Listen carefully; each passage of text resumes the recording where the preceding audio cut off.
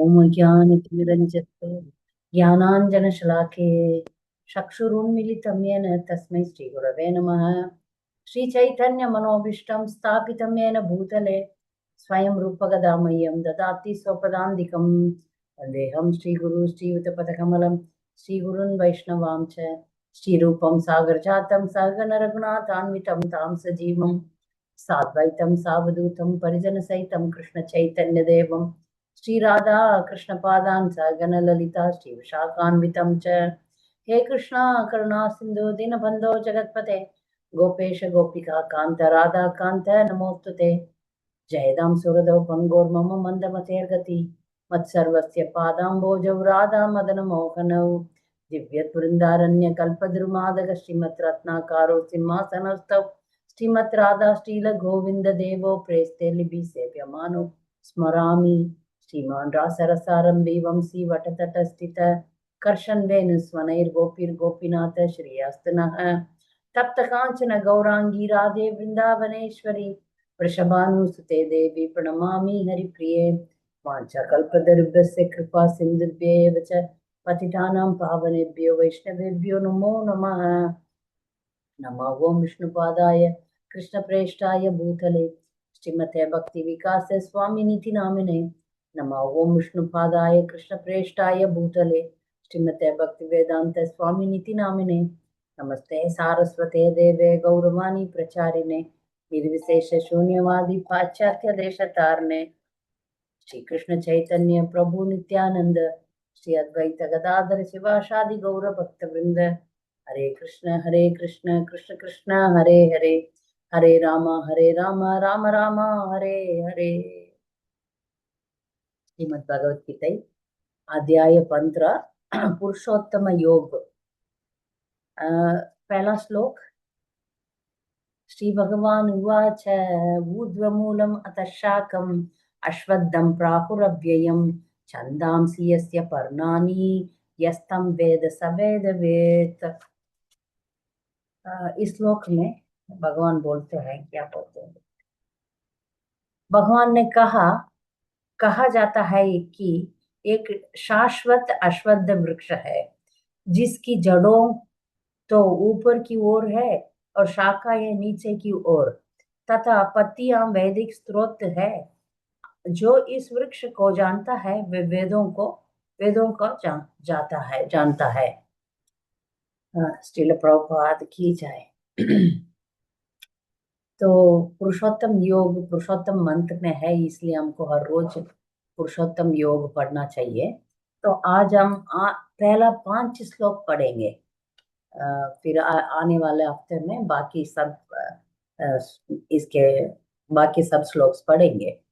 तो इस पहला श्लोक में भगवान बोलते हैं एक वृक्ष है, अश्वत्थ वृक्ष बोलते हैं। ये जो अश्वत्थ वृक्ष कैसा है? उल्टा है। अब कभी ये वृक्ष के बारे में देखते होंगे। वृक्ष तो सीधा है तो फिर उसका जड़ नीचे रहता है और उसका शाखाएं ऊपर रहता है।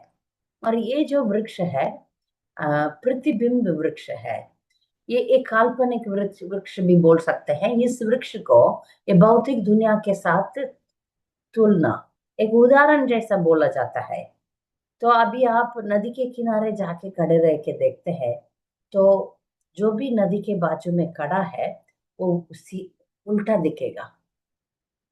तो ऐसा एक वृक्ष है। तो इसका मतलब ये है कि जो भी आध्यात्मिक दुनिया में जो वैकुंठ में है उसका प्रतिबिंब इस भौतिक दुनिया में उल्टा है। तो उधर जो सच है इधर है मगर उसका नकल है, उसका प्रतिबिंब बोलते हैं, प्रतिबिंब है। तो ये जो वृक्ष है तो इसमें ये जो वृक्ष को जानता है वो वेदों को जानता है, ऐसा बोलते हैं। वेदों का जानने का क्या प्रयोजन है? वेदों को जानना है भगवान को जानना, जानने का बराबर है। जो वेद को जानता है वो जानते हैं कि कृष्णा ही पूर्ण पुरुषोत्तम भगवान है। तो ये जो वृक्ष वृक्ष में बोला जाता है कि ये वेदों का ज्ञान होना चाहिए। वेदों का ज्ञान होना का मतलब है भगवान को जानना। तो इसमें क्लियरली बोला है कि अ, यस्तम वेद स वेद वित्त, जो इस अ, वृक्ष को जानता है, जो ये पेड़ को जानता है, वो वेदों को जानता है। जो वेदों को जानता है वो भगवान को जानते हैं। मगर ज्यादातर दुनिया में ऐसा है कि हम देखते हैं ना, त्रिवेदी चतुर्वेदी ऐसा वेद को जानते हैं, मगर उनका जो कर्मकांड कर्मकांडियों लोगों को मतलब यह है कि वेदों में जो बोला हुआ है कर्मकांड का कार्य, उसके पीछे रहेंगे तो भगवान को जानना मुश्किल है। क्योंकि वेदों में ये लिखा है कि कभी कभी धर्म अर्थ काम मोक्ष के बारे में लिखा है, और उसका अल्टीमेट भगवान को जानना है। ये जाने बिना सिर्फ धर्म अर्थ काम मोक्ष में रहेंगे तो वो भगवान को नहीं जान पाएंगे। तो इसलिए जो अ, जो वृक्ष को हम जानते हैं, ये वृक्ष ये भौतिक दुनिया के साथ तुलना पड़ता है। ये भौतिक दुनिया का दुनिया कैसा है? आध्यात्मिक दुनिया का प्रतिबिंब है। इसमें जो जड़ है, जड़ नीचे जाना चाहिए ना, जड़ इधर ऊपर है और उसका शाखा नीचे है। तो इसमें हम देखते हैं कि ये तो नकल है। जो हम भगवत गीता का 5 विषय के बारे में हम पहले ही इंट्रोडक्शन में पढ़े, भूमिका में पढ़े। तो इसमें हम पढ़ते हैं, पहला विषय है जीव, दूसरा विषय है ईश्वर, तीसरा विषय है भौतिक दुनिया, चौथा कर्म और काल। इसमें ये जो 15 अध्याय में हम देखते हैं ये भौतिक दुनिया के बारे में। ये भौतिक दुनिया कैसे बनाया है, ये क्या है। तो इस भौतिक दुनिया में हम रहते हैं, कभी कभी ऊपर जाते हैं, कभी नीचे आते हैं। इस भौतिक दुनिया किसने बनाया हुआ है, किससे बनाया हुआ है, कैसे होता है, ये सब इस वृक्ष के द्वारा इसमें बताया गया है। तो हम इस भौतिक दुनिया के आसक्ति, हम बहुत आसक्त रहते हैं इस भौतिक दुनिया में। इसको हमको काटना पड़ेगा। मतलब ये जो वृक्ष के साथ हम जो आसक्ति रखते हैं उसको हमको काटना पड़ेगा। ये जो इसमें और एक बात बताया गया है, प्रभुपाद बोलते हैं कि हम वेदों को जानने जानने का इच्छा भगवान को जानने में खत्म होना चाहिए। मगर यदि हम वेदों में लिखा हुआ है अ, फलस्वरूप कार्य करेंगे, कर्मकांड करेंगे तो फंस जाएंगे। इसी इसी वृक्ष के ऊपर नीचे जाते रहते हैं। ठीक है। तो दूसरा श्लोक हम पढ़ेंगे, ये भी अच्छा श्लोक है। अतश्चोर्ध्वं प्रसृतास्तस्य शाखा गुण प्रवृथा विषय प्रवाला अतश्च मूलानि अनुसंदधानि कर्मानुबंधीनि मनुष्य लोके। ये जो वृक्ष है, इस इस वृक्ष का शाखाएं ऊपर तथा नीचे फैली हुई है। शाखाएं तो सभी जगह पर फैली हुई है। ठीक है। इसका जो हटनिया मतलब ब्रांचेस, स्मॉल ब्रांचेस है, वो क्या होता है, वो इंद्रिय विषय के लिए है। इंद्रिय विषय के लिए है, छोटा छोटा शाखाएं है, वो सब इंद्रिय विषय के बारे में बोलता है। इस वृक्ष की जड़ें नीचे की ओर भी जाती है, नीचे भी जाती है, और मानव समाज के सकाम कर्मों से बांधी हुई है। ये सब मानव समाज है सकाम कर्मों से। क्योंकि ये क्या होता है सकाम कर्म, जो भी कर्म करते हैं उसका इच्छा रख रख के जो काम करते हैं उसको हम कर्म कांड भी बोल सकते हैं। जो कुछ भक्ति का वो लोग जो भौतिक दुनिया में, जो प्योर डिवोशन में, शुद्ध भक्ति में जो नहीं आए, वो लोग भक्ति का कार्य कैसे करते हैं पता है? मैं ये करूंगा तो मुझे क्या मिलेगा? ठीक है, मैं अभी सूर्य देव को बजूंगा ताकि मुझे तंदुरुस्त मिल जाएगा। मैं लक्ष्मी जी का भजन करूंगी ताकि मुझे संपत्ति मिल जाए। ऐसा कुछ भक्ति का कार्य करते हैं, कर्म कांड जैसा। तो उनका, उसके पीछे उनको मकसद है, मुझे ये चाहिए, ये शरीर को पालन पोषण कर, सभी कार्य के लिए, सभी भक्ति कार्य में तो स्वार्थपन रहता है। हमें भी स्वार्थपन, शुद्ध भक्ति में भी एक स्वार्थ है कि भगवान को कैसे प्रसन्न करें। वो स्वार्थ नहीं माना जाता है, फिर भी एक तो मकसद तो है। मकसद के बिना कुछ नहीं होता, तो कुछ तो है अंदर, उसी के लिए हम काम करते हैं। और इसको स्वार्थ नहीं बोला जाता है, ये अल्टीमेट स्वार्थ है। वो प्रभुपाद बोलते हैं, वो होना ही चाहिए। महाराम जो शरीर के लिए, शरीर को अच्छा रखने के लिए, या इसी आने वाला जन्मों में हम ऊपर जाएंगे, स्वर्ग प्राप्ति करेंगे, या इसी दुनिया में अच्छा अच्छा जन्म देंगे, ऐसा अंदर इच्छा रख के जो काम करते हैं, उसको हम बोलते हैं सकाम कर्म। ये सब इस वृक्ष के सकाम कर्म का काम जो भी लोग करते हैं, वो इसी वृक्ष में ऊपर ऊपर नीचे जाएंगे। जैसे कि अच्छा काम करेंगे तो वो लोग स्वर्ग लोक में चले जाएंगे, जो बुरा काम करते हैं वो नीचे जाएंगे। तो ये वृक्ष का ऊपर नीचे घूमते रहेंगे। मतलब ये दुनिया में 14 लोग है, लोक है, प्लैनेट्स है। उसमें ऊपर जाएंगे, अच्छा काम करेंगे तो ऊपर जाएंगे, जनलोक, तपलोक, स्वर्गलोक, ब्रह्मलोक तक जाएंगे। जो बहुत नीच काम करेंगे वो लोग नीचे जाएंगे। अतल वितल सुतल तलातल रसातल महातल बाताल है, वो सब नरक लोक है। नरक लोक में भी कुछ अच्छा लोग भी है, अच्छा प्लैनेट्स भी है, ग्रह भी है, अ, उस नीचे वाले, मगर वो सब अंधकार है। तो ऊपर नीचे ही करते रहता है। ये जो वृक्ष है, किसमें पोषण मिलता है वृक्ष को? वृक्ष को हम पानी डालना पड़ता है, फर्टिलाइजर देना पड़ता है। ये वृक्ष, ये जो वृक्ष बोलते हैं, ये वृक्ष किसमें पलता है? 3 गुणों से पलता है। ये पूरा शाखाएं सभी जगह पर फैला हुआ है। अपने अपने कर्मों को फल इसमें भोगते हैं लोग। जो अच्छा काम करेंगे तो अच्छा मिलता है, जो बुरा काम करेंगे तो उसका भी मिल जाता है। हमारा जीवन जो है अच्छा और बुरा काम का फल का स्वरूप है। उसको हम भोगते रहना पड़ेगा, उसमें हम जीते रहना पड़ेगा, इसमें आगे पीछे घूमते रहना पड़ता है। तो इसमें ये जो शाखाएं हम बोलते हैं, जो टहनियां बोलते हैं, वो तो इंद्रिय विषय के लिए है। इंद्रिय विषय को भोगते भोगते भोगते, जितना इंद्रिय विषय भोगते हैं उतना इधर फंस जाते हैं।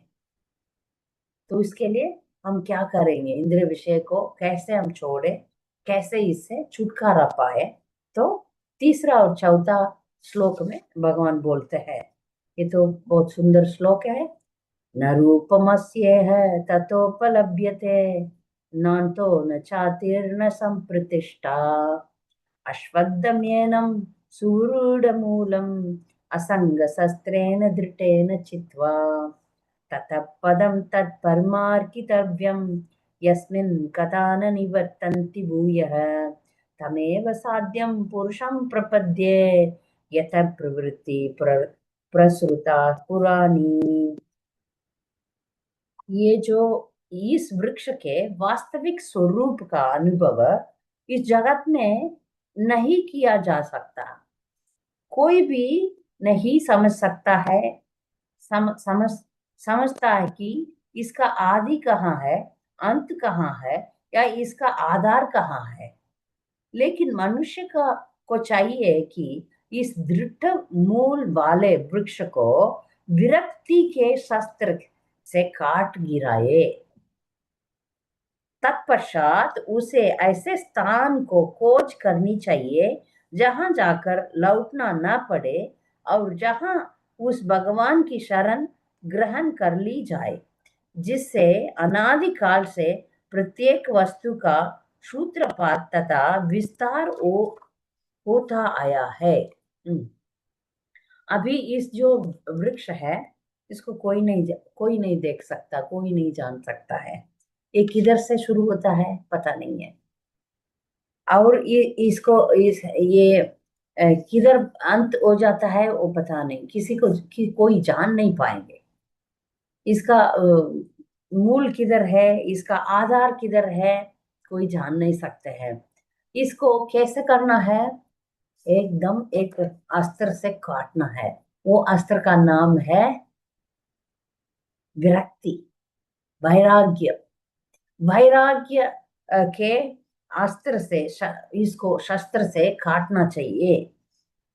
उसके बाद जो जिधर हम जाएंगे उधर जाके वापस नहीं आ पाएंगे, तो उधर जाना चाहिए, उधर भगवान को हम शरणागत लेना चाहिए। इसके शरणागति, भगवान को शरणागति लेने के बारे में बोला है।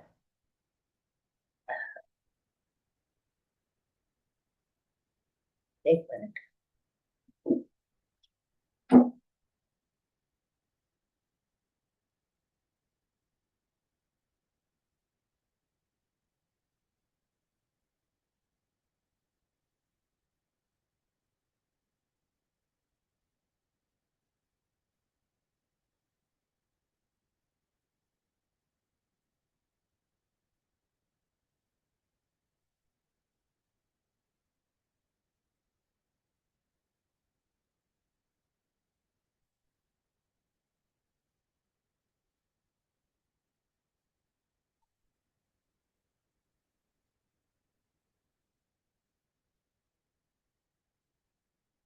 हरे कृष्णा सारी।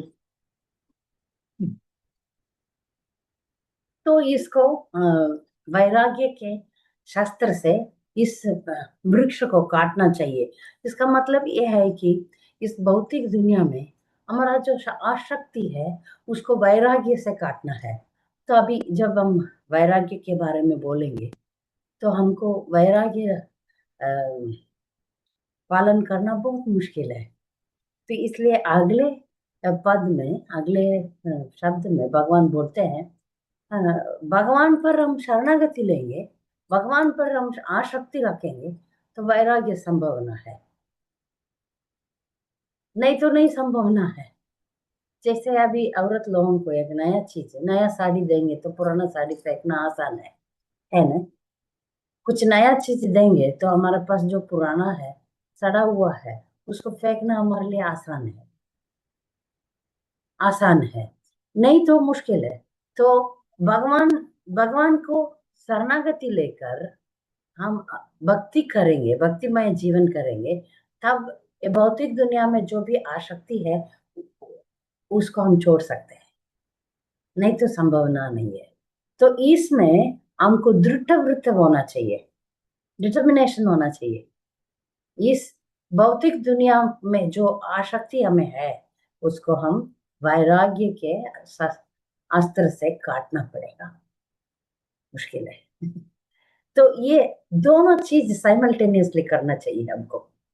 एक तो वैराग्य होना चाहिए। वैराग्य मायावादी लोग बाकी जो स्कूल्स में जो भी है लोग है, जैसे बहुत सारा अष्टांग योगी है, जो मायावाद लोग है, बाकी जो लोग हो, वो लोग वैराग्य के बारे में ज्यादा बताते हैं।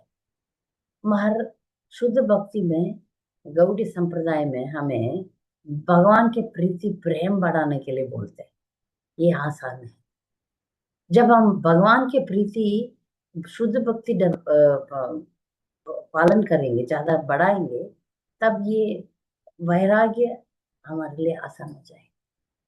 नहीं तो ये भौतिक दुनिया को छोड़ना आसान नहीं है, काटना आसान नहीं है, हमारा वश में नहीं है।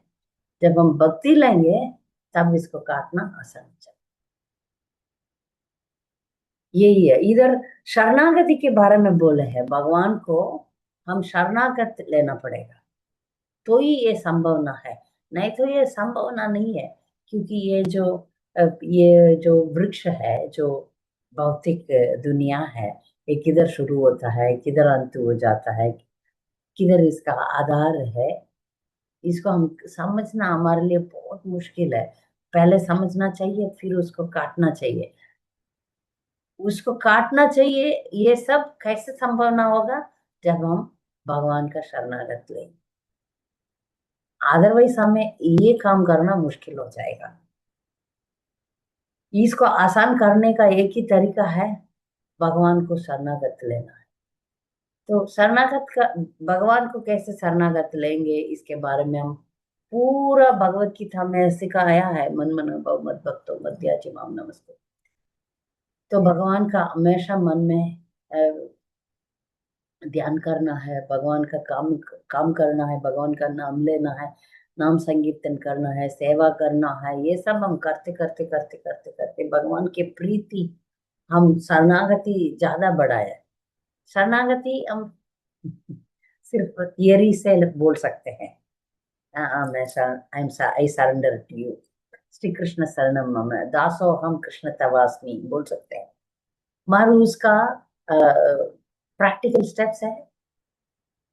अनुकूल्यस्य संकल्प प्रातिकूल्यस्य वर्जनं रक्षिष्यते विश्वासो भोक्तृत्वे वर्णं तथा आत्मनिक्षेप कार्पण्य तत्विदा शरणागते। तो भक्ति का जो अनुकूल्य कार्य है वो सब करना चाहिए, जो प्रतिकूल्य कार्य है उसको बंद करना चाहिए। जो हमेशा कृष्णा मुझे रक्षा करेंगे करके विश्वास रखना पड़ेगा। कृष्णा के सिवाय कोई और को हम भगवान नहीं मानना चाहिए। कृष्णा के सिवाय और कोई चीज हमको हम शरण नहीं लेंगे। भगवान अवश्य मुझे रक्षा करेंगे करके बहुत दृढ़ विश्वास रखना पड़ेगा, श्रद्धा रखना पड़ेगा। और ये सब करते करते करते अपने आप को दीन कार्पण्य समझना है। अपने आप को बहुत विनम्र से भगवान का शरणागति, जो भी भगवान का शरणागति लेते हो हमेशा विनम्र रहना पड़ेगा। क्योंकि समझते हैं भगवान विभु, मैं अनु। ये जब समझते हैं भगवान विभु मैं अनु, तब अपने आप वो दीनता आ जाता है। डिवोटीज को समझ में आ जाता है मैं कुछ नहीं, मेरे से कुछ होने वाला नहीं है, तो मेरा एक ही उपाय है भगवान का शरण लेना, दूसरा तो मैं कुछ नहीं कर पाऊंगा। तो इसलिए हमको भगवान का शरणागति लेना पड़ेगा। तो जब शरणागति ले लेते हैं तो अपने आप यही बोलते हैं, प्रभुपाद इधर तात्पर्य में लास्ट सेंटेंस बोलते हैं, देखिए, कृष्ण की शरण ग्रहण करते ही मनुष्य स्वतः इस भौतिक विस्तार से विलक हो जाता है। अपने आप जब भगवान को हम अटैच करेंगे, ये भौतिक दुनिया से डिटैचमेंट अपने आप आ जाता है। डिटैचमेंट के लिए हम जो इसके लिए हम प्रयत्न, अलग प्रयत्न नहीं करना है।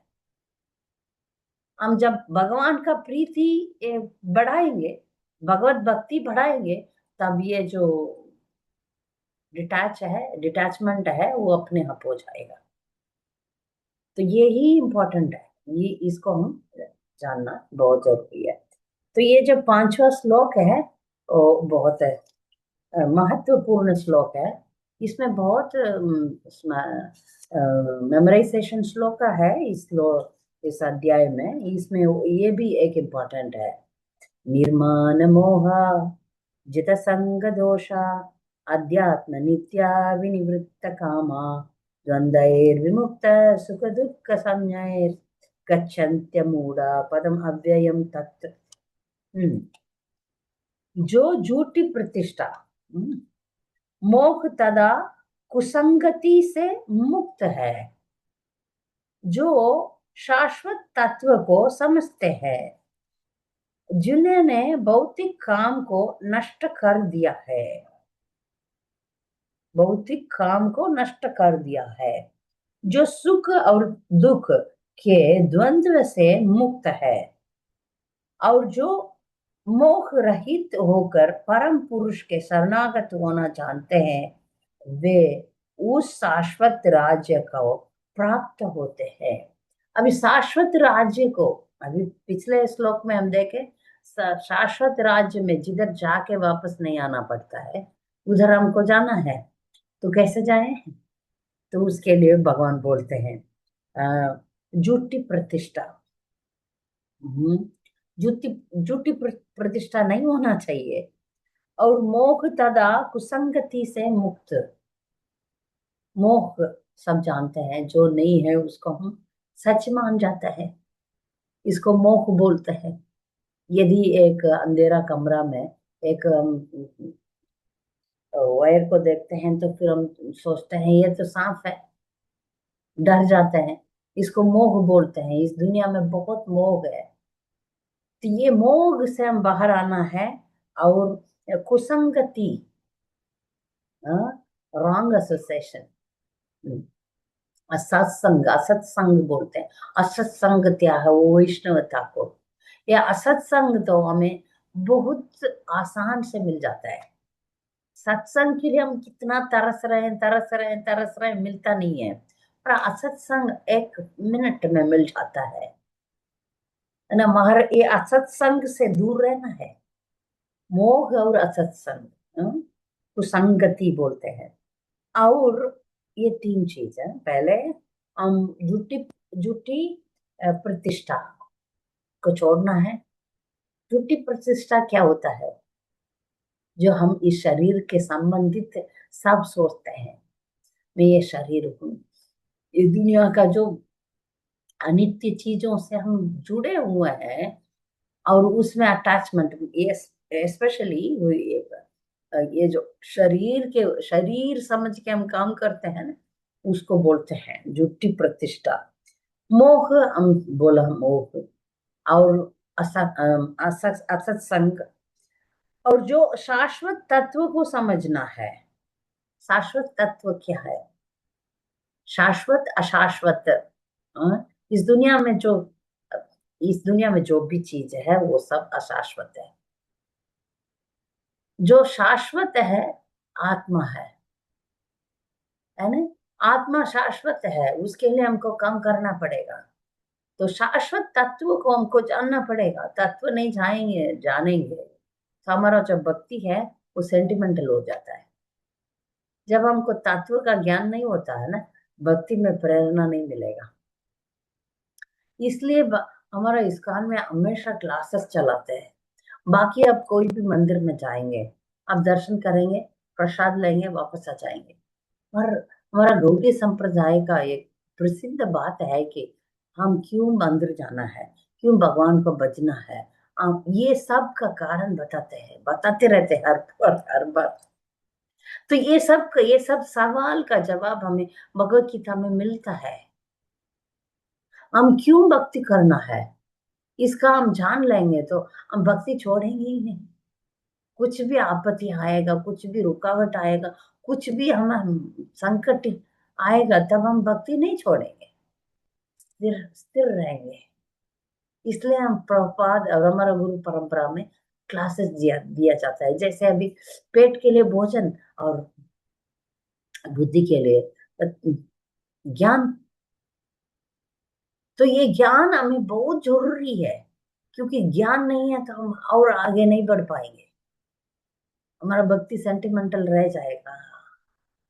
पूरा हम सब इंडियंस है, अ, भारतीय है। भारतीय में भक्ति तो है ही, सभी घर घर में भक्ति तो है। मगर कोई क्यों भक्त नहीं बने? क्योंकि हम तात्पर्य नहीं जानते हैं, हम तत्व को नहीं जानते हैं। तो इसलिए प्रभुपाद सुबह भागवतम क्लास और शाम को भगवत गीता क्लास रखते थे। तो हमको ज्ञान चाहिए, भगवत भगवत विज्ञान को जानना चाहिए। अब ये जो अ, शाश्वत तत्व है उसको जानना है। फिर अगले एक इम्पोर्टेंट चीज है जिन्होंने भौतिक काम को नष्ट कर दिया है। भौतिक काम को नष्ट करना है।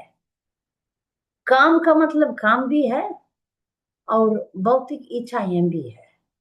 भौतिक दुनिया में हम जो भी कृष्ण के सेवा के अलावा रखते हैं उसको हम भौतिक इच्छाएं बोलते हैं। जैसे इस शरीर के लिए हम जो भी शरीर को सुख रखने के लिए हम जो भी काम करेंगे और वो भी कृष्ण के छोड़ के उसको हम भौतिक इच्छाएं बोलते हैं। इस भौतिक काम को नष्ट करना है, नष्ट करना चाहिए। और दूसरा चीज है सुख तथा दुख के द्वंद्व से मुक्त है। ये बहुत हम बार बार भगवत गीता में कहते हैं भगवान ने। इसको हम ड्युअलिटी बोलते हैं अंग्रेजी में। द्वंद्व मीन्स ये जो मन है ना, मन भी ऐसा ड्युअलिटी में फंस जाता है। मुझे ये पसंद है, ये नापसंद है। ये मेरा दोस्त है, ये मेरा दुश्मन है। ये काला है, ये गोरा है। ये ऊपर है, ये नीचे है। ये सब ऑपोजिट्स है, द्वंद्व है। ये द्वंद्व से मुक्त पर करना पड़ेगा। हमें इधर अच्छा चीज अच्छा लगता है, बुरा चीज गंदा लगता है, अच्छा नहीं लगता। अच्छे लोग पसंद है, बुरे लोग नापसंद है। ऐसा जो मुझे ये पसंद है, ये नापसंद है। ये अच्छा है, ये बुरा। ये ठंडा, ये गर्म। ऐसा जो है द्वंद्व बोलते हैं उसको, द्वंद्व। ये भौतिक दुनिया का प्रकृति ऐसा है। हम दोनों चीज को छोड़ना है। पाप को भी छोड़ना है, पुण्य को भी छोड़ना है। इसमें बहुत लोगों को समझ में नहीं आता। पुण्य को क्यों छोड़ना है? अच्छा काम तो करना चाहिए ना। ऐसा सवाल उठता है। अच्छा काम करना चाहिए, अच्छा काम करना चाहिए। वो कृष्ण के लिए करना चाहिए।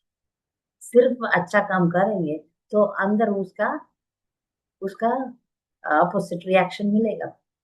कोई भी अभी ठीक है अन्नदान करते हैं, सिर्फ प्रसाद डिस्ट्रीब्यूशन अलग है, अन्नदान अलग है।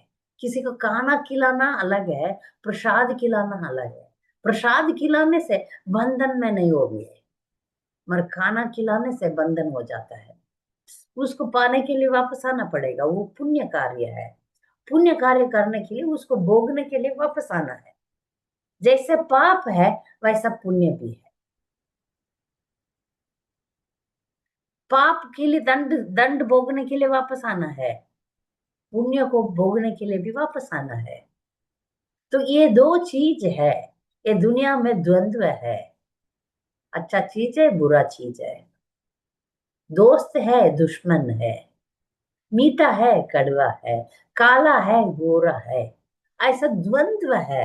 इस द्वंद्व को हम समझना चाहिए। ये दोनों हमें, दोनों चीज हमें इधर बंधित करेगा। प्यार भी, नफरत भी।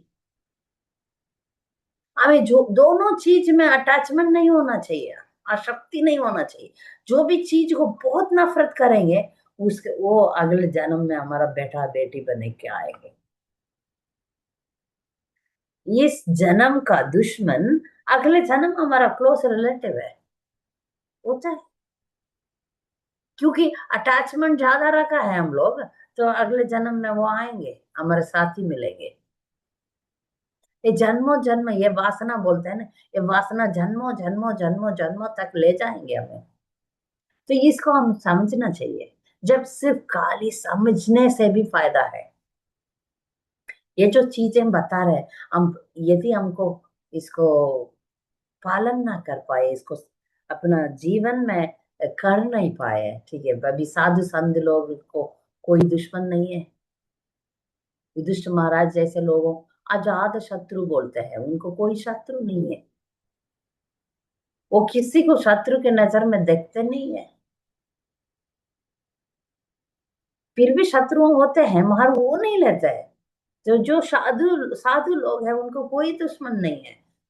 सबको समोहम सर्वभूतेषु, सब अ, जो पंडिता जो है वो समदृष्टि देखते हैं, सभी में परमात्मा को देखते हैं। हम उस लेवल पर नहीं जा पाएंगे तभी ठीक है, क्योंकि हम आम लोग हैं। ये जो भगवत गीता में बहुत बड़ा बड़ा बड़ा विषय के बारे में बोले हैं, स्थित प्रज्ञ के बारे में सेकंड अध्याय में भी बोला गया है। स्थित प्रज्ञ वो कैसे चलता है, कैसे बैठता है, कैसे सोचता है, कैसे बोलता है। हम उतना लेवल पर नहीं जा पाएंगे क्योंकि हम स्त्री है, मगर समझने का कोशिश करेंगे तो बहुत बड़ा फायदा आएगा। ठीक है, ये सब ड्युअलिटी है, इस दुनिया का द्वंद्व है। हम अब स्त्री होके मारा, मेरे लिए भी ये बहुत मुश्किल है। कितना भी समझाओ नहीं समझते हैं हम लोग, कितना भी समझाओ नहीं समझते हैं। इस भौतिक दुनिया में ये सब चलता है। उस नजर में हम जाए देखेंगे तो फिर उसमें से हम छुटकारा मिलेगा। नहीं तो नहीं, नहीं तो हमें फंसाएगा, हम घूम जाएंगे, भक्त होकर भी घूम जाएंगे। ऐसा क्योंकि भक्त होकर भी हम औरत औरत जैसे नॉर्मल औरत है, झगड़ते रहते हैं, ऐसा हम भी रहेंगे। कुछ फर्क नहीं होने वाला है। बहुत लड़कियां मुझे बोलते हैं, माता जी घर में मुझे डांटते हैं, किसके लिए? अब भक्त होके भी बहुत गुस्सा करते हैं, भक्त होके भी ये सब नहीं करते हैं। हाँ, क्योंकि हम ऐसे ही रहते हैं, भक्त होके भी ऐसे ही रहते हैं, क्योंकि कुछ भी परिवर्तन नहीं लाते हैं। तो पहले हम समझने का कोशिश करेंगे, ये चीजों का समझने का कोशिश करेंगे, भौतिक दुनिया कैसे काम करता है। एक भौतिक दुनिया तो नकल है, आध्यात्मिक दुनिया का नकल है। इसमें सब कुछ अशाश्वत है,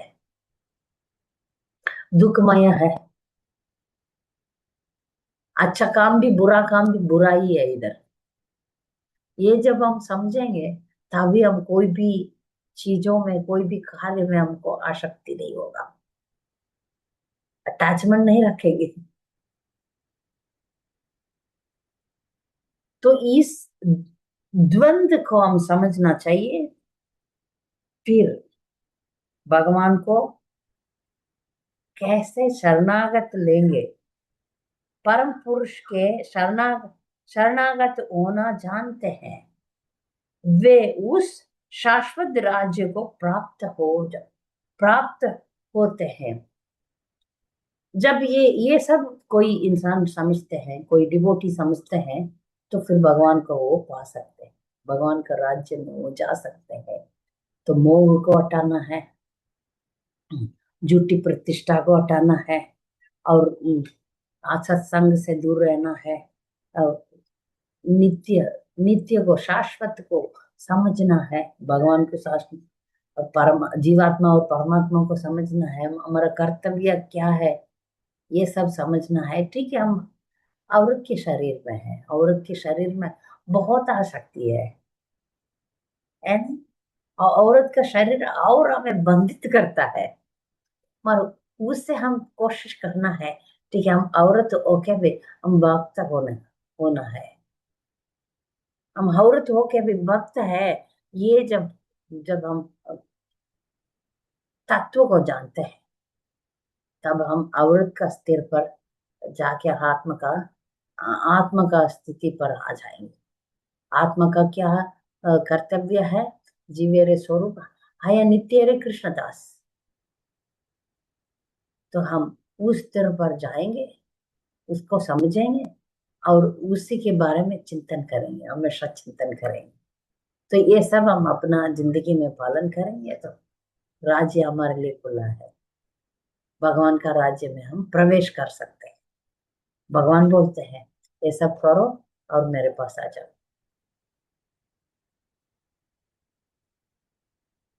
ठीक है, तो 5 श्लोक हम देखें, ये वृक्ष के बारे में देखें। ये वृक्ष अश्वत्थ वृक्ष है, अश्वत्थ वृक्ष है। कभी इसको अंग्रेजी में बैनियन ट्री बोलते हैं, अश्वत्थ वृक्ष बैनियन ट्री बोलते हैं। इसमें आप देखे होंगे वो जो अश्वत्था, पता नहीं हिंदी में क्या बोलते हैं अश्वत्था को। 2 तरीके के वृक्ष होते हैं। एक तो हम उसको हम प्रार्थना करते हैं, वो नहीं है। ये जो है इसको बैनियन ट्री बोलते हैं। इसका जो जड़ है बहुत गिरते रहता है। इसको ये तो ये एक एग्जाम्पल है। ये जो भौतिक दुनिया का उदाहरण दिया हुआ है, ये एग्जाम्पल है। ये सच नहीं है। ये नकली है। असली आध्यात्मिक दुनिया का नकल एक वृक्ष के बारे में बताया है, उपमान में बताया हुआ है। तो इसका ऊपर का शाखा स्वर्ग लोग है, नीचे का शाखा नरक लोग हैं, बीच में दत्ती लोग हैं जो मनुष्य लोग रहते हैं। तो अपने अपने कर्मों के हिसाब से ऊपर नीचे जाते रहते हैं।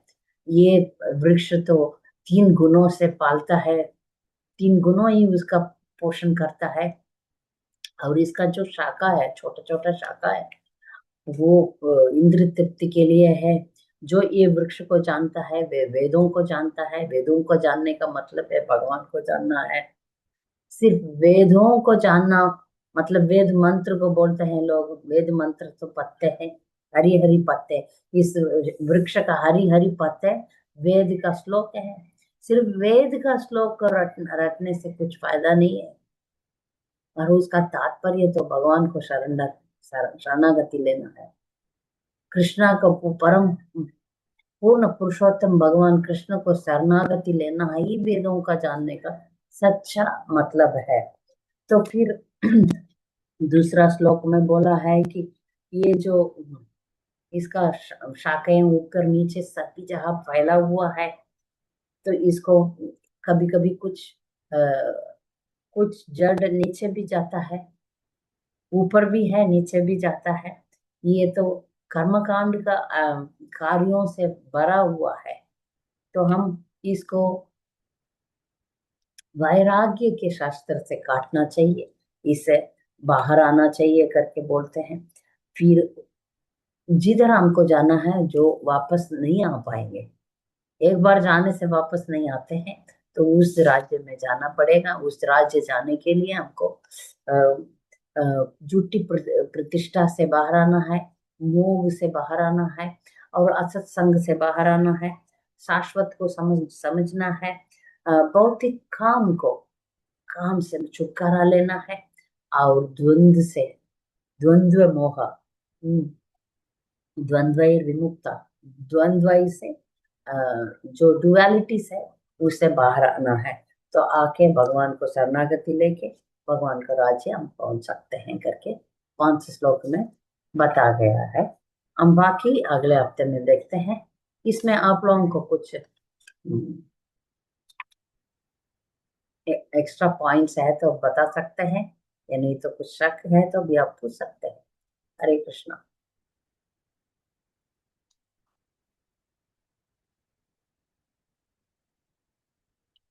किसी को इसमें कुछ शक है या क्वेश्चन है, सवाल?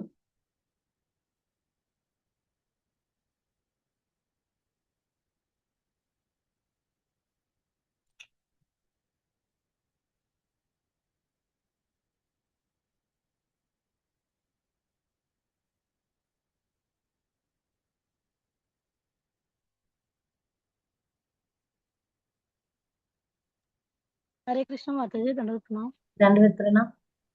माताजी, अनुकूल से संकल्पम और प्रतिकूलम वर्जनम है ना, तो हाँ, माताजी कैसे समझे अनुकूल कौन सा चीज है और प्रतिकूल कौन सा है भक्ति के जो लिए? भक्ति के लिए जो अच्छा जैसे अभी जप करना, भगवत गीता पढ़ना, ये सब अनुकूल्य कार्य है। प्रतिकूल्य कार्य 4 नियम, सिंपल।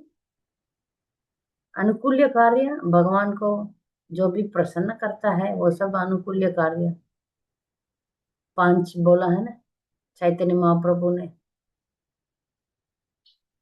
चैंटिंग, जप करना, भागवतम पढ़ना, और भगवान का पूजा करना, और यात्रा में जाना, और सत्संग करना, ये सब अनुकूल्य है। प्रतिकूल्य है चार, 4 काम: मांस मछली छोड़ना, illicit sex, no meat eating, no gambling, no illicit sex, no intoxication, ये 4 नियम। और और साथ में एक नियम भी हम ऐड करना चाहिए, नो मोबाइल फोन। जरूरत से ज्यादा नहीं होना चाहिए, क्योंकि वो बहुत बड़ा सत्संग है। धन्यवाद माता जी। इजी असत्संग है, उससे थोड़ा सावधान रहना पड़ेगा। उसको प्रयोग तो करना है, क्योंकि हम उसी से जोड़ रहे हैं अभी। वो अच्छा भी है, बुरा भी है, जस्ट एक फल में हमें नीचे गिरा देता है ना। तो सावधान से उसको संभालना है, जैसे चाकू को हम सब्जी काटने के लिए रखते हैं और हाथ काटने के लिए भी रखते हैं।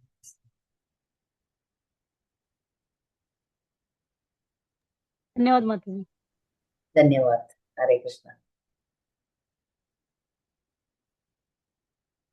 और कुछ सवाल है शरणागति के लिए? chanting Radha's name wrong because some people say they don't chant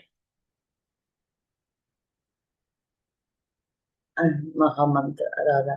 Don't chant Radha now, chant Mahamantra. हमारा संप्रदाय में बोले हैं कि हम हरे कृष्ण महामंत्र जप करें। ऐसा शास्त्र में नहीं, सिर्फ राधा रानी का नाम अलग से लिखा नहीं है। तो हमारे संप्रदाय में जो बोला हुआ है वही हम करते हैं। हरे कृष्ण महामंत्र में राधा रानी का नाम तो है ही, हरे राधा रानी को ही बताता है। तो इसलिए हम अकेले राधा रानी का नाम नहीं लेते हैं। तो वृंदावन में बोलते हैं राधे राधे बोलते हैं, मगर हमारा संप्रदाय में हरे कृष्णा ही ठीक है। तो हम ये नहीं कहते हैं राधे राधे बोलना गलत है, मगर हमारे लिए यही बोला हुआ है, जो गुरु परंपरा में बोले हुए हैं उसी को हमको करना है। अलग अलग कुछ चीज हम खोजते नहीं है, ढूंढते नहीं है। ठीक है, हम राधाष्टमी के दिन पर गाते समय राधे राधे गाते हैं, बस उतना ही है। क्योंकि हम हमारा हमको जो करना है, भक्ति में क्या करना है, जो गुरु परंपरा में बोला हुआ है वही करेंगे। तो इसलिए हम अलग अलग कुछ नहीं निकालेंगे। ठीक है, भगवान का बहुत नाम है, राधा रानी का भी बहुत नाम है, मगर हमारे संप्रदाय में हरे कृष्ण महामंत्र को ही जप करने के लिए बोले हैं। वो भी चैतन्य महाप्रभु ने बोले। चैतन्य महाप्रभु स्वयं भगवान है, तो वो परंपरा में आके हमें बताए हैं, तो उसी को हमको पालन करना है। दूसरा चीज में हम डिस्ट्रैक्ट नहीं होना चाहिए। ठीक है, राधा रानी का नाम ठीक है, कभी कभी बोल सकते हैं, मगर वही नियम नहीं है हमारे लिए। ठीक है, विलास मंजरी माता जी, कुछ सवाल है? हरे कृष्णा। हरे दंडवत कृष्ण। प्रणाम माता जी। दंडवत प्रणाम माता जी। वो जो वृंदावन में रहते हैं, गोवर्धन में रहते हैं लोग, हाँ, उसको राधे राधे ही बोलना पड़ता है। हरे कृष्णा बोले तो कोई सुनता ही नहीं। मगर हम अपना लोग है ना, अपना हरे कृष्णा डिवोटीज के साथ तो आप हरे कृष्णा बोल सकते हैं ना। हम बाकी के लोगों को राधे नहीं, राधे। राधे राधे बोलिए, कोई गलत नहीं है। राधे राधे हाँ बोलना गलत नहीं है, मगर नियम से आपको चैंटिंग करना तो हरे कृष्णा ही है ना। हाँ, हरे कृष्णा ही है। बस। कोई अपराध होगा का, ऐसा लग रहा है मुझे। अपराध नहीं होगा। नहीं होगा। नहीं होगा। वो दिन में कितनी बार ये राधे राधे बोलते हैं सब जने, उसको बोलना ही पड़ता है राधे राधे। वो ठीक है, वो ठीक है। मीन्स आपको 16 माला राधा राधा करना नहीं है, 16 माला हाँ, तो हरे कृष्ण महामंत्र करना है। और वो तो 64 माला करती हूँ ना। हाँ, दिन में 64 माला करती हूँ, कभी तो भागवत पढ़ती हूँ, 64 सबके माला, क्लास सुनती हूँ। 64 माला हम हरे कृष्ण महामंत्र ही करेंगे। बाकी जो हाँ, कोई ब्रजवासी लोग आपको मिलने आ रहे हैं तो आप राधे राधे बोलिए, उसमें क्या है, उसमें गलत नहीं है। हाँ, वो ही पूछ रही थी। कोई आप पूछ रहे थे? हाँ, फिर भी मेरे जैसे लोग, हम लोग हरे कृष्णा ही बोलते हैं। हाँ, हरे कृष्णा ही बोलते। जो हमारे इस्कॉन के मिलते हैं वो ना, वो लोग हरे जैसे कृष्णा ही वो लोग बोलते। राधे राधे बोलने दीजिए, आप हरे कृष्णा बोलिए। वो सुनते ही नहीं। वो क्या कर रहे तुम? वो अच्छा क्या बोल रहे हैं ऐसा बोलते हैं कोई कोई। ठीक है। नहीं, कभी कभी वो लोग राधे राधे बोलेंगे तो हम लोग हरे कृष्णा बोलेंगे। अब बोलती हूँ ना, हरे कृष्णा पहले बोल के बाद में राधे राधे बोलती हूँ। राधे राधे वो भी कर सकते हैं, वो भी कर सकते हाँ, हैं। कभी कभी क्या होता है, वो हरे कृष्णा मन में बोलना पड़ता है, राधे राधे जोर से बोलना पड़ता है। ठीक है, यहाँ पर वृंदावन में रहते हैं तो ऐसा बोलिए, कोई बात हाँ, वही पूछ रही हूँ मैं, कोई गलत हो रहा है क्या मेरे नहीं। साथ, गलत ऐसा गलत लगता है। गलत नहीं हो रहा है हमारा। आप 16 माला तो हरे कृष्णा करिए। हाँ आप तो 64 माला करते हैं तो प्रॉब्लम नहीं है। हाँ, करती हूँ माता जी, हमारे वो हरे कृष्ण महामंत्र के ही करती हूँ। ठीक है, हरे कृष्ण। हरे कृष्णा। कोई और डाउट्स है किसी को?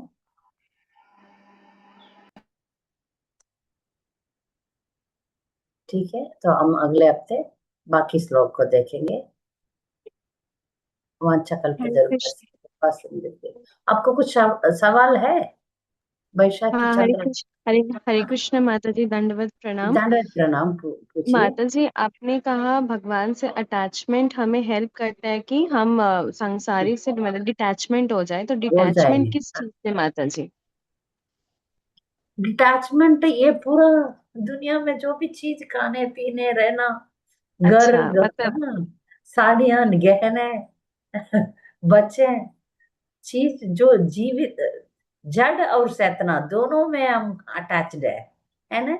अपना हाँ परिवार लोगों से अटैच्ड है हाँ और हाँ। भौतिक चीजों से अटैच्ड है। कुछ कुछ लोग, जैसे एक माता जी ने बोला कि ओढ़ लेते हैं ना कम्बल, क्या बोलते हम्म हैं उसको, हाँ, क्विल्ट, उसमें भी अटैचमेंट है। बोलते हैं गीस ये ओढ़ूंगा तो ये मुझे नींद आएगा, ऐसा एक हाँ। माता जी ने क्लास में बोला। उसमें बहुत जिद हूं मैं, सिर्फ यही चाहिए मुझे। ऐसा कोई भी चीज के साथ या कोई भी खाने के वस्तु के साथ हमको ज्यादा आसक्ति नहीं होना चाहिए। अच्छा। तो उसके लिए वापस आना पड़ेगा। हाँ समझ रहे हैं आप? हाँ हाँ, पाप पुण्य हर चीज, चीज के लिए वापस आना हाँ, पड़ेगा। कोई भी चीज के लिए, बहुत सारा चीज है औरत के लिए तो, हैंड बैग है हम्म गहना है, ये तरीके तरीके हम्म, से ये है वो है, उसमें से हम बहुत चिपक गए हैं तो हाँ आसक्ति रहे तो वो हमें बंधित करेगा। हाँ। अच्छा। समझ रहे हैं आप? हाँ हाँ माता जी, समझ। हम्म। वो सब चीज हमें बंधित करता है, चीज भी बंधित करता है, इंसान भी बंधित करता है। उसमें से हमको सावधान रहना है। मतलब हम्म वो एक एकदम ज्यादा नफरत या ज्यादा प्यार दोनों नहीं होना चाहिए। हम हम्म, अपना कर्तव्य निभाना है। करते हैं। हाँ, ज्यादा नफरत नहीं होना है, ज्यादा प्यार भी नहीं होना है। ये दोनों में से थोड़ा बैलेंस रहना है। हम्म भक्त होके हम लोग तो भौतिक चीजों को तो छोड़ ही देते हैं, इतना ज्यादा वो नहीं रखते हैं। बाहर बाकी चीज, जैसे कि परिवार वालों में हमें बहुत आसक्ति होता है। तो हम्म, इसलिए कुंती महारानी प्रार्थना करते हैं ना, अपना पांडवों के प्रति मेरा जो अटैचमेंट है उसको आप थोड़ा हटाइए, ऐसा बोलते हैं। कुंती महारानी प्रार्थना करती है। हमको अलग प्रार्थना करने की जरूरत नहीं है। मगर जब अब भगवान पर हम अटैच रहेंगे तो बाकी सब ऑटोमेटिक डिटैच हो जाएगा। ठीक है। ठीक है। हाँ, इसलिए हम एक ही दिशा में जाएंगे। ये वो दिशा है, भगवान का नाम ज्यादा बोलना, भगवान का भक्ति अच्छा करना। ये करते करते ये अपने आप धीरे धीरे छूटेगा। ऐसा नहीं है कि एक दिन में। मैंने सुना था कि एक माता जी ने क्लास देते समय बोली कि मेरा पति मर गया तो अभी मैं नहीं रहूंगी ऐसा तो होगा ही नहीं है, हो सकता ही नहीं है, हैं? ऐसा कैसे बोल भी नहीं सकते हैं ना हम। औरत लोग ऐसा कोई बोल सकते हैं? अभी आज मायापुर में एक न्यूज है, एक बच्चा गुम गया, एक लड़का। तो ये माँ वो के मैं बहुत विचलित हो गई। उस माँ का कैसा होगा, बेटा है, भगवान प्लीज कृपा करो, प्रार्थना करते हैं हम लोग। ऐसा नहीं है कि हाँ हाँ मुझे अटैचमेंट नहीं है, धीरे धीरे जाएगा। जो बच्चों पर, पति पर, परिवार पर जो प्यार है, जो अटैचमेंट है, प्यार रहेगा, फिर अटैचमेंट निकलेगा। तो इसलिए अच्छा अच्छा ठीक है, माता जी ने क्लास किया, ठीक है, मेरा पति को फेंक देती है, मेरा बच्चों को फेंक देते हैं, हम डिटैच रहते हैं, ऐसा नहीं है। प्यारमय कर्तव्य हम करते करते करते भगवान जब हम इस दुनिया छोड़ के जाएंगे, तब हमें ज्यादा अटैचमेंट के वजह से वापस नहीं आना पड़ेगा। हमको प्यार तो रखना ही है, परिवार पर हम कर्तव्य करने के लिए हम तो प्यार रखते हैं। वो अपने आप छूटेगा जब भगवान पर हम ज्यादा भक्ति करेंगे तो। ठीक, ठीक है, तो हम सब अगले हफ्ते मिलेंगे। थैंक यू वेरी मच, धन्यवाद। वाञ्छाकल्पतरुभ्यश्च कृपा सिन्धुभ्येव च पतितानां पावनेभ्यो वैष्णवेभ्यो नमः। हरे कृष्णा।